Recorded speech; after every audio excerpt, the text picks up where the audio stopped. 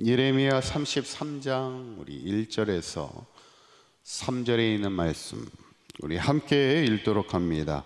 예레미야가 아직 시대 뜰에 갇혀 있을 때 여호와의 말씀이 그에게 두 번째로 임하니라. 이르시되 이를 행하시는 여호와, 그것을 만들어 성취하시는 여호와, 그의 이름을 여호와라 하는 이가 이와 같이 이르시도다.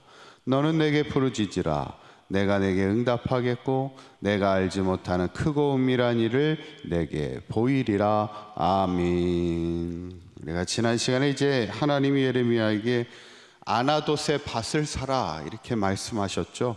그것은 반드시 이 땅으로 돌아오게 될 거라는 그 약속에 대한 확증이고, 그때를 위해서 예레미야를 위한 거처를 예비하시기 위한 하나님의 세심한 배려를 보게 되죠. 저는 바라기는 우리 사강교회 모든 성도님들도 믿음으로 살면서, 특별히 또 사명 감당하며 살면서 하나님이 주시는 그런 위로를 얻고 힘을 얻고 끝까지 승리하며 살아갈 수 있기를 간절히 축원합니다. 오늘 본문은 이제 예레미야가 여전히 왕의 궁중에 있는 시대들에 갇혀 있을 때 하나님의 말씀이 임하는 이야기합니다. 1절에 있는 말씀 다시 한번 읽어봅니다. 시작. 예레미야가 아직 시대들에 갇혀 있을 때 여호와의 말씀이 그에게 두 번째로 임하니라. 이르시되, 예레미야가 아직 시대들에 갇혀 있을 때 하나님의 말씀은 여전히 그에게 임하는 것을 보게 돼요. 이 말씀은, 하나님의 말씀은 우리가 인간의 어떤 환경으로도 막을 수는 없다는 겁니다. 예레미야는 가둘 수 있어도 하나님의 말씀이 임하는 것을 어느 누구도 막을 수가 없죠. 그 대표적인 예가 뭐냐면 요한계시록입니다. 요한계시록은 사도 요한이 쓴 편지인데, 사도 요한이 어디에 있을 때 편지를 썼을까요? 요한계시록은 사도 요한이 밤모섬에 있을 때 쓴 편지입니다. 그러면 사도 요한이 왜 밤모섬에 있었을까요? 유배를 간 겁니다. 즉 우리나라로 따지면은 이제 밤모섬은 터키 바로 옆에 있는 섬인데, 그런데 터키 옆에 있는데 밤모섬은 그리스 땅입니다. 우리나라로 따지면 마치 울릉도 독도와 같이 좀 이렇게 떨어져 있다 보니까, 근데 우리나라랑 가까운데 이제 다른 나라 땅이 돼버린 거예요, 터키의 입장에서는. 근데 그 밤모섬은 그러다 보니까 이제 외롭게 고립된 섬입니다. 그 당시 로마 황제가 사도 요한이 이제 하나님의 말씀을 전하는 사도다 보니까, 이게 사람들의 또 존경을 받고 하다 보니까 죽일 수는 없는 거야. 그래서 어떻게 합니까? 밤모섬으로 유배를 보내게 된 거야. 너 더 이상 하나님의 말씀을 전하지 마. 사람들을 만나서 말씀을 전하지 못하도록 밤모섬으로 유배를 당하게 됐죠. 그런데 사도 요한이 이 밤모섬에 있을 때 하나님의 환상을 보죠. 새하늘과 새 땅이 열리는 것을 보게 되죠. 그래서 우리 믿는 자들에게는 이 땅이 전부가 아니라 우리에게는 새로운 하늘과 새 땅이 있음을 바라보고 두려워하지 말고 끝까지 믿음 지키며 우리에게는 하나님 나라 상급이 있음을 바라보며 살라. 그 환상을 통하여 사도 요한이 편지를 통해 여전히 그 당시 초대교회 성도들에게 하나님의 말씀을 전하는 것을 보게 됐죠. 어쩌면 사도 요한을 가두려고 밤모섬에 가두었지만 하나님의 말씀을 가둘 수는 없었다는 거죠.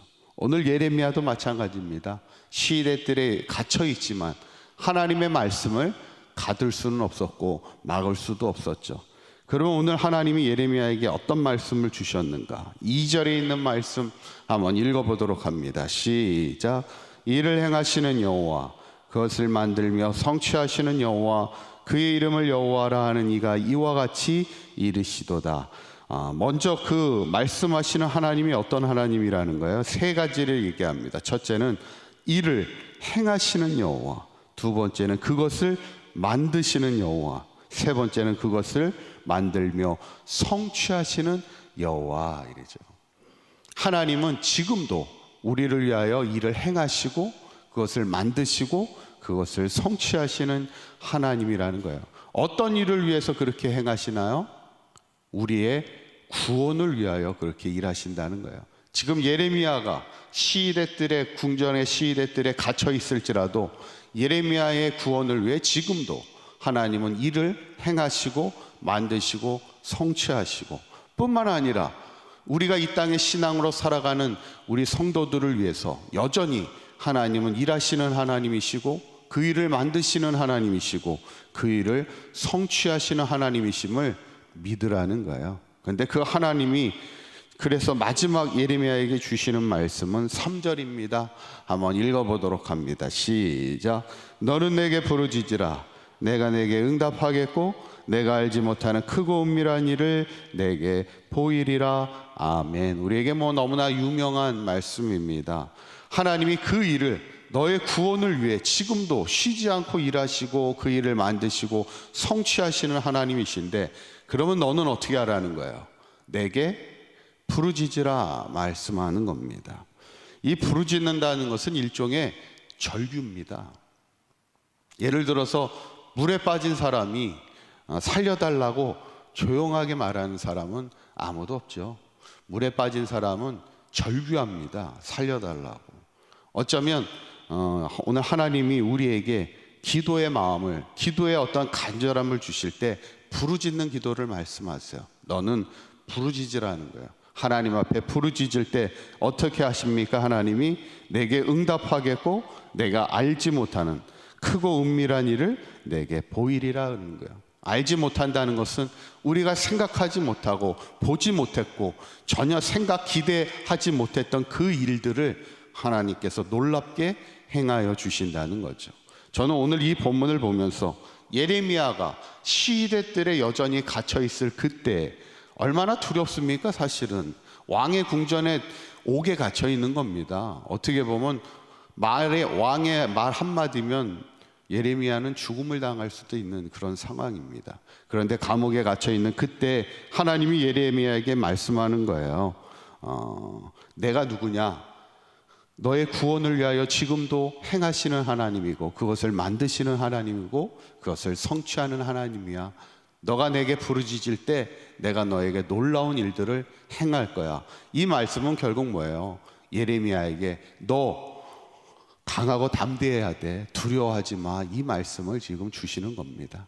저는 바라기는 우리 사강교회 모든 성도님들도 믿음으로 살다 보면, 때로는 사명으로 살다 보면 시위대들에 갇히는 듯한 답답하고 어려운 일도 당하고 두려운 일도 당할 때가 있을 때에도 하나님은 반드시 우리의 구원을 위하여 지금도 일을 행하시는 하나님, 만드시는 하나님, 그 일을 성취하시는 하나님이심을 믿고 날마다 부르짖어 하나님 앞에 기도할 때마다 하나님의 놀라운 구원의 역사를 체험하며 살아가는 저와 여러분들의 삶이 되시기를 주님의 이름으로 간절히 축원합니다.